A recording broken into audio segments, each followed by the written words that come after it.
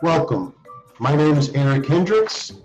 I'd like to introduce a video on an inferential statistics topic called hypothesis testing. We're going to use z-scores as far as our test statistics are concerned.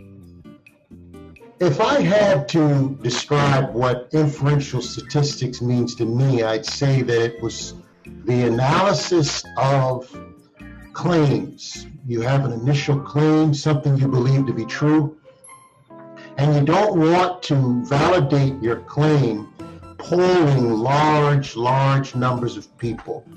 What hypothesis testing does is it gives you the ability to validate your claim statistically using, in some cases, tables, using low-level equations, and using some basic arithmetic. And you can make certain inferences and predictions using statistics on individual claims that you might have. Let me give you an example of some ideas, some areas, some problems where you can use hypothesis testing, and you'll let me know if you feel as though these are some good problems as examples. Let's say I'm a big basketball fan, and I make a claim, initial claim, that Kareem Abdul-Jabbar is the best player of all time. I really believe this. Kareem was amazing. And let's say that I double down and I say that I think that 20% at least of basketball lovers out here will agree with me. At least 20% will agree with me. All right, so you could use that initial claim and you could couple that with this technique and strategy we're going to introduce, hypothesis testing, to validate the accuracy of that claim. You could go to a number of people, 50 people, 100 people, even more than that. And you could ask them, you could say, well, what do you think? Who do you think is the best player? You go to another person, you go to a number of people, and you ask them, what do they think? Who do they think is the best player? And your results will help you. And you say you want to have a certain level of confidence in your results. You can determine that as well. And you can, using statistics, come to a conclusion based on the population that you've polled, come to a conclusion on how accurate my initial claim was. All right, that's one example. Another example could be, I'm a Chicagoan, and I'm from Chicago, and I believe that the best pizza in Chicago, this is my opinion, is Lou Malnati's. That's my claim. Lou Malnati's is the best pizza in all of Chicago. And I'll double down on that. I'll say that at least 40% of Chicagoans agree with me. That is an initial claim. You can use statistics, you can poll people, you can use some minor low-level math and some tables to validate or verify. You can reject that claim statistically, or you can fail to or accept that claim statistically. So hopefully you see the benefits, wide range of industries where this procedure can be used. We are going to introduce this topic in a slightly different way. We're going to use a strategy called scaffolding, a method of teaching called scaffolding, where in videos that I've watched, the presenters introduce problems. They start from the beginning of the problem and they complete the entire problem. And after they complete the first problem, they'll immediately move on to the second problem. They'll complete the second problem, and they'll continue to progress through as many problems as they can. I'm not going to present this video in that way. Rather, what I'm going to do is I'm going to use this approach called scaffolding, where I break problems into bite-sized pieces. I attempt to, as you look on the screen on the right, there are 5 there are 5 parts to every hypothesis test problem that you will experience. There are 5 steps. So I'm going to start with step 1 and introduce 3 different problems that only focus on your understanding of step 1. Then after we've done that and I feel like you're comfortable, then we'll move to step 2. We'll do those same 3 problems and we'll attack step 2, 1 or 2-tailed test. Very important step within the hypothesis testing technique. And then we'll go to steps 3, 4, and 5, doing the same thing. And I hope that this strategy really solidifies these subsets, these subtopics, if you will. And then the hope and desire that I would have is that regardless the problem that you experience in the future after watching this video, it'll be easier, it'll be more manageable, more understandable. Last thing that I'll say before we get started is you'll observe on this initial screen, I've got an infographic for all of our visual learners out there, an infographic that I think will make more sense at the conclusion of this video. All right, so with that said, let's get started. Let's start with the first step, where it would be important for us to know how to determine the null and alternative hypothesis. All right, let's take a look. So the first problem, a sample of 46 people has an average weight of 158 pounds and a standard deviation of 5 pounds. Test with 90% confidence that the mean weight is at least 156 pounds. Assume the weight distribution of people is normal. That's a very important last sentence. All of these problems must be either stated or assumed to be normal.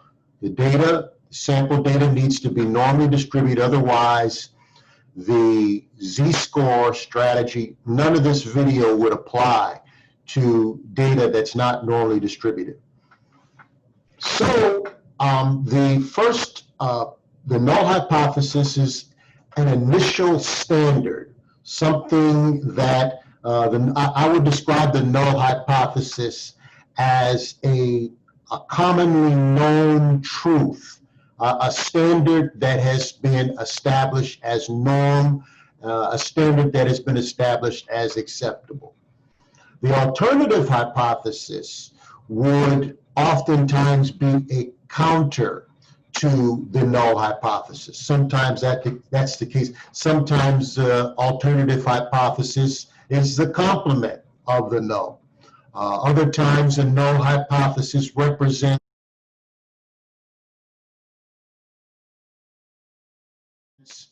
the statement that whoever's performing the test, the statement that the tester believes to be true regarding the problem.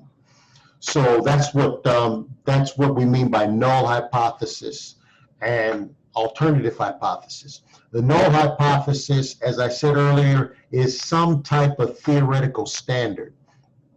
Because it's a standard, oftentimes you'll see an equal sign included within the math statement that represents the null. All right, so as we look at this particular problem, we talk about the null hypothesis. The null hypothesis, what we use is we use the variable h sub 0. That's the variable that's commonly used to represent the null hypothesis. And here it says, the last sentence, it says, test with 90% confidence that the mean weight is at least 156. So mean would be 156.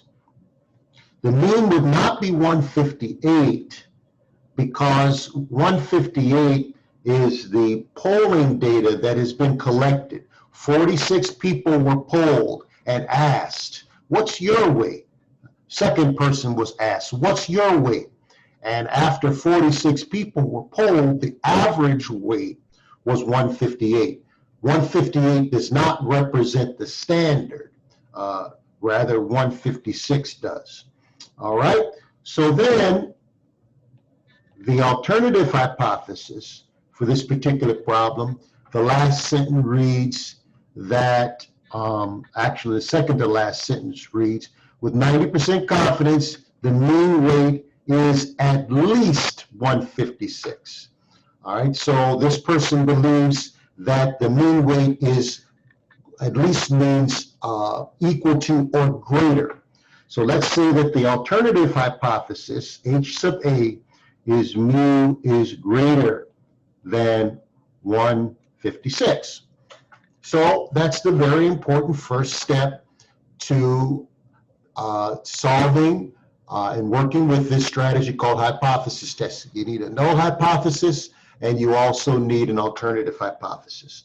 Let's move on to the second problem. The credit manager of a discount department store believes that the average age of his charge account customers is less than 40 years. A random sample of 100 charge account customers revealed an average age of 38 years and a standard deviation of 10 years. Do these data provide sufficient evidence to support the credit manager's belief? All right. So a couple things about this particular problem. It doesn't state that there's a normal distribution of the data. This is something that has to be assumed for this particular problem. The second thing I'd like to say is that when there is no definite percentage level of confidence, you're to assume 95%. So that's why in parentheses I put there, use 95% confidence. Again, if there's no mention to the level of confidence, please, it's customary to use a 95% level of confidence. All right, so let's go ahead and attack this particular problem, only focusing on the null hypothesis and the alternative hypothesis. All right, so for this particular problem, the standard appears to be coming from the first sentence, where it says the credit manager of the discount department store believes that the average age of the charge account customer is less than 40. So let's use mu to be equal to 40. Very common to see that equal to sign on that null hypothesis. But the charge account manager believes that the average age is actually less than that. So let's make our alternative hypothesis less than 40. Less than 40.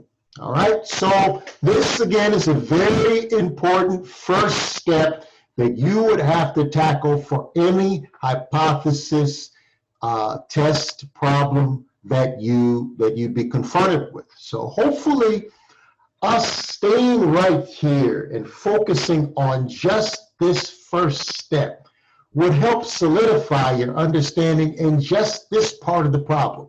Certainly there's more that we have to do. There's more that we have to do, but let's take our time. Let's focus on just this subset, make sure it's clear, and feel comfortable with it before we move on. Third problem. Excuse me.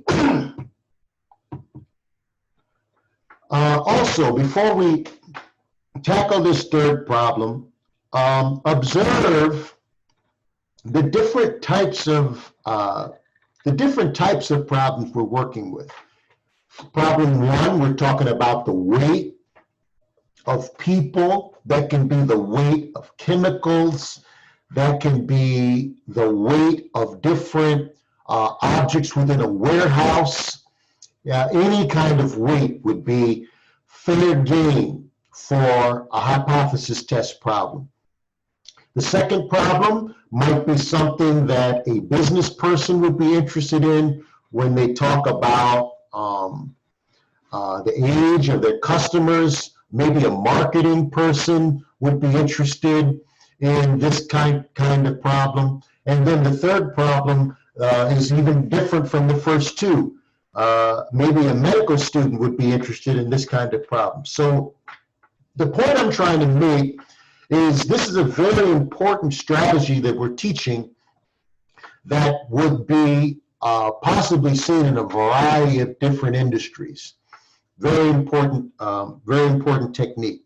Number 3, we wish to prescribe 6 milligrams per 100 cc of serum indirect bilirubin level found to 4-day-old infants. The mean for a sample of 160 infants was to be 5.7 milligrams per 100 cc. Assume that bilirubin levels in 4-day-old infants are approximately normally distributed. There you go, that you see that normally distributed data again. We're happy to see that. With a standard deviation of 3.5 milligrams per 100 cc. Assume a 99% level of confidence for the true mean bilirubin level in 4-day-old infants. All right, so let's take a look at this problem. Let's talk about the null hypothesis, H sub 0, and H sub A. If you'd like, pause the video and see if you could establish what these hypotheses are on your own. All right, so to me, the null hypothesis here, the standard, if you will, would be to prescribe 6 milligrams per 100 cc. That's the standard. The alternative hypothesis is not really as clear. It's not specific. I shouldn't say it's not clear. I should say that it's not specifically stated like the first two are. The first one said that the mean appears to be at least 156, meaning 156 or more. The second problem states that the credit manager believes that the average age is actually less than 40. So it's very clear that the alternative hypothesis, the manager believes that the ages are actually less than the standard. It's not clear. It's not clearly stated. So what we'd like you to do when you experience that is make mu not equal to 6. All right. So 3 different kinds of alternative hypotheses that we want you to be clear on. And that's what you'll see. Those are the kinds of problems you'll see in the future. I'm hopeful that us focusing just on this initial step will solidify your understanding and your comfort level on this first very important part of hypothesis tests. We're going to move on to part 2, where we talk about identifying whether you're going to work with a 1- or 2-tailed test. But before we do that, it's important for me to indicate to you that determination of a 1- or 2-tailed test primarily comes from looking at the alternative hypothesis. So that's what focusing on the alternative hypothesis will let you know whether or not you're working with a 1- or 2-tailed test. Let's get rid of this information that we have and move on to the next problem. All right, so, and it's the same problem that we've already done, but we're going to focus on a different subset within the topics that are necessary to complete hypothesis testing problems. All right, so let's turn a little bit different color, see how that works out for us. All right, so we've got normally distributed data that is collected, and our alternative hypothesis that we figured out in the previous problem, the alternative, let me put this in a different place. All right. Sorry about that. So we have normally distributed data. The alternative hypothesis that we discussed from the previous step, we said that mu was greater than 156.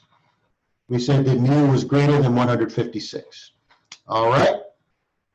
So the mean will be 156.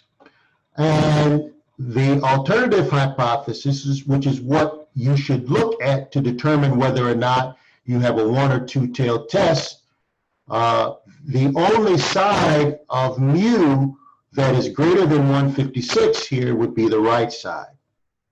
All right, so this would be a one-tailed test because the alternative hypothesis was greater than 156. There's only one side of mu that satisfies that, that's actually greater than 156, and that would be the right side.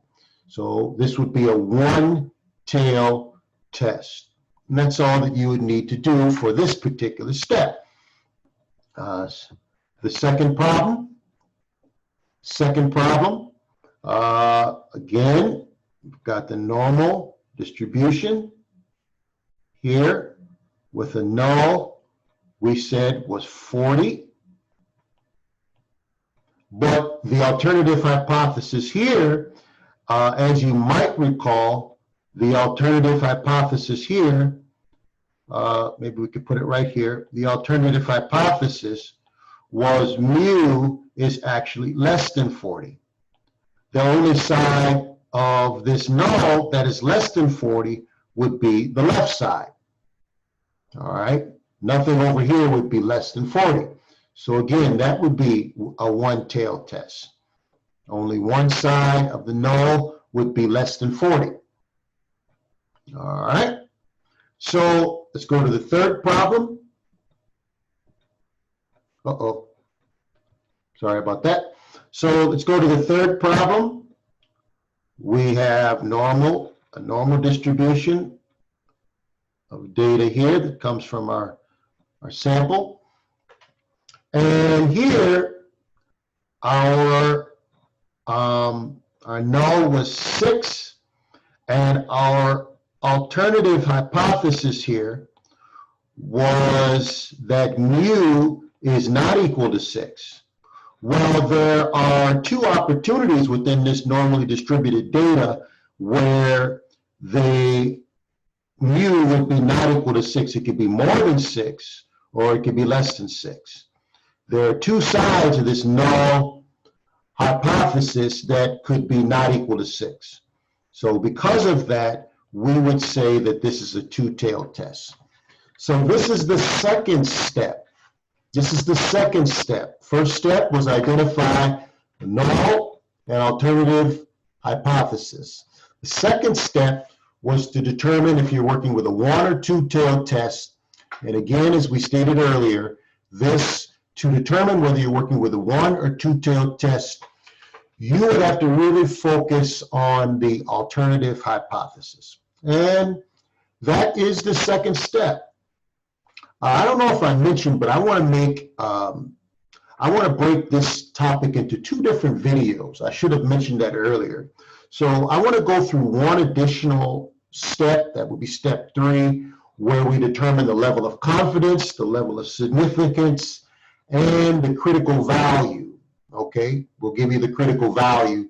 And after that, I think what we'll do is we'll end this video and have a follow-up video, just so that we don't introduce too much information at one time. All right, so let's get this out of here and move on to the next video. The next slide, forgive me. All right, so let's talk about the level of confidence, which is normally given. Level of confidence is normally given within the problem. And the level of significance, it's a minor formula that we use to calculate that level of significance. All right, so like I said, the level of confidence was given in this problem. Oftentimes they use a variable C. Let's change the color. All right. Oftentimes they use a variable C. Oh, sorry about that.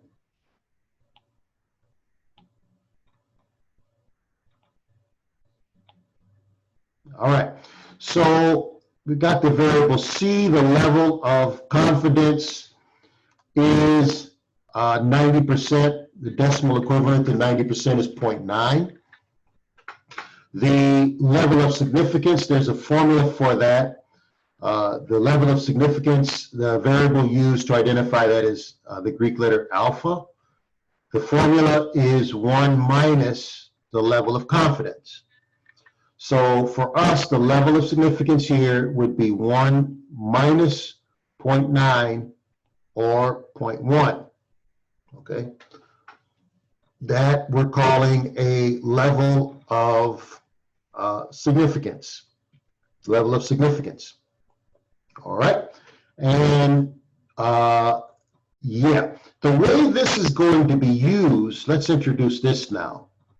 The way this is going to be used is you'll have your normally distributed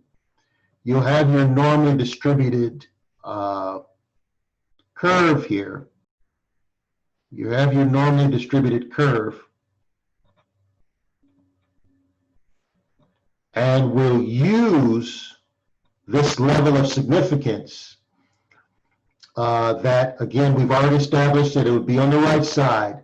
We will use this level of significance to identify something called a rejection region.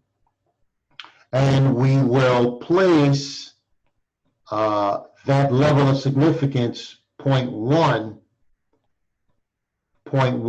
within that, what we call a rejection region, the rightmost side of that normally distributed curve.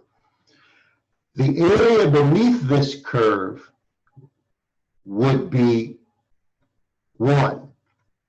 So if this is 10%, 0.1, this side here would have to be 90%.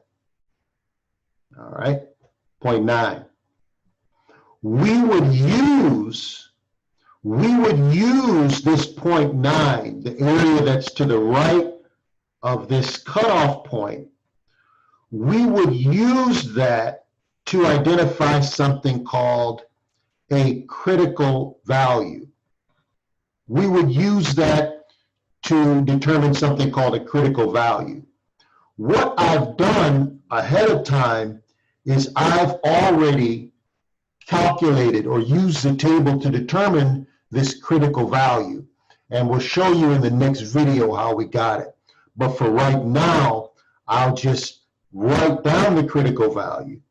Right here, the cutoff, if you will, critical value, which would be 1.285. 1.285. All right, we'll talk about, you're probably saying, where did that come from? We'll show you in the next video where that came from. All right, this right side, we're calling that a rejection region. This left side, we're calling that a failure to reject region or an accepted region. This vertical line here, I'm calling that a critical value. It's the value that determines whether or not you're going to reject or fail to reject your null hypothesis. All right.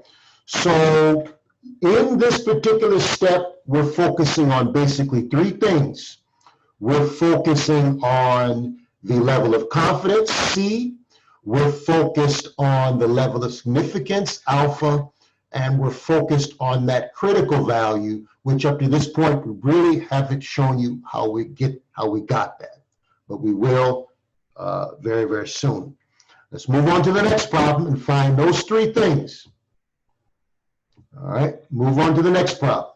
All right, so let me get rid of that graph. I don't want to confuse anyone. All right, get rid of that graph. All right, so for here, as we look at the level of confidence and significance for this problem, let's draw another normally distributed graph here. We had a one-tailed test, but this one-tailed test was to the left of our mean. All right, it was over here. This is our rejection region. That's our rejection region. And we said that the level of confidence was 95%. Let's calculate the level of significance. So for this problem, C was 0.95. Alpha would be 1 minus whatever C is. So alpha for us would be 1 minus 0.95 or 0.05. 0.05. We will put that decimal in our rejection region. If that's 0.05, the area beneath this entire curve is 1. That would mean that to the right, this critical value would be 0.95. All right. So the critical value here, we would get focusing on the area to the left of this critical value, the 0.05. 0.05 is to the left of this critical value. We would use this critical value within a z-score table that we're going to show you later to get our critical value. Our critical value, I'll just give it to you. I'll give it to you. Our critical value here is negative 1.645. Our critical value here, I'm sorry that I'm writing over the problem. I'm very, very sorry. But it's negative 1.645. That's our critical value here. So if we have a statistic that is less than negative 1.645, that critical value, we would reject the null hypothesis. If we have a critical value, okay, so let me write it over here. I feel bad that I'm writing over the problem. Our critical value here is negative 1.645. That critical value is the z-score at this sort of cutoff right here. If we have a critical value, if we have a test statistic that's greater than negative 1.645, we would fail to reject our null hypothesis. All right? So the things that I really want to make clear in this step, I hope I'm being clear, is you'll need, for this third step, the level of confidence is typically given. If it's not given, we said earlier to assume 95% level of confidence. With that level of confidence, you can calculate with this formula here, what your level of significance is. The level of significance is very important because it really helps you determine that third very important thing within this step, which is a critical value. All right? So to get that critical value, you really focus on what's to the left of that cutoff. What's to the left of that cutoff? In the previous problem up here, the first problem, let's look at that one more time. It was a right-tailed test, and we said that the level of significance within this rejection region, we made that 0.1. But to the left of this critical value was 0.9. And it's that 0.9 that we're going to show you that we're going to use to go to the table to get the critical value. To the left of this critical value, that vertical line there, whatever is to the left of that, that's what you're going to use to go to something called a z-score table to get the critical value. But that 0.9 came from the level of significance. Similar to in problem 2, to the left of this critical value right here was 0.05. We're going to use that 0.05 within the z-score table to calculate that the actual critical value. I gotta move on. I hope this is clear, and I hope you're understanding what I'm saying.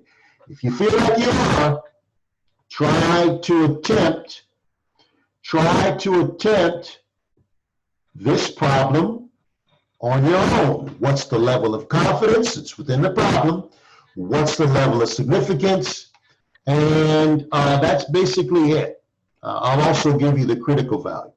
All right, so the level of confidence here is level of confidence C is 0.99. 0.99. The level of significance is 1 minus that, 0.99. You get 0.01. You get 0.01. Let's draw the normally distributed curve here, which had actually 2 rejection regions, one to the right and one to the left. Because there are 2 rejection regions, you're going to take that alpha and divide that alpha for both regions. You're going to divide by 2. So what you're going to end up with is you're going to end up with a rejection region over here, 0.005, and a rejection region over here of 0.005. All right, and you're going to use those to get the critical values. You're going to go to the left of this critical value, 0.005. You're going to go to the z-score table, and that will provide you with the critical value over here. I've done it already. You would end up with a critical value of negative 2.575. It's 2.575. Not giving us a lot of room here. Sorry about that. And then here's another critical value right here. Another critical value right here. You'd examine to the left of this critical value. If this is 0.005 and this is 0.005, or together 0.01, within here, this area, if this entire area beneath the curve we've already established to be 1, this area would be 0.99. Be 0.99. So what you would do is you would add these areas to the left of the critical value. That would give you 0.995, and it would be that 0.995 that you would use to go to the z-score table to get your critical value. That would actually end up being the opposite of the critical value that was on the left side. And that critical value would be positive 2.575.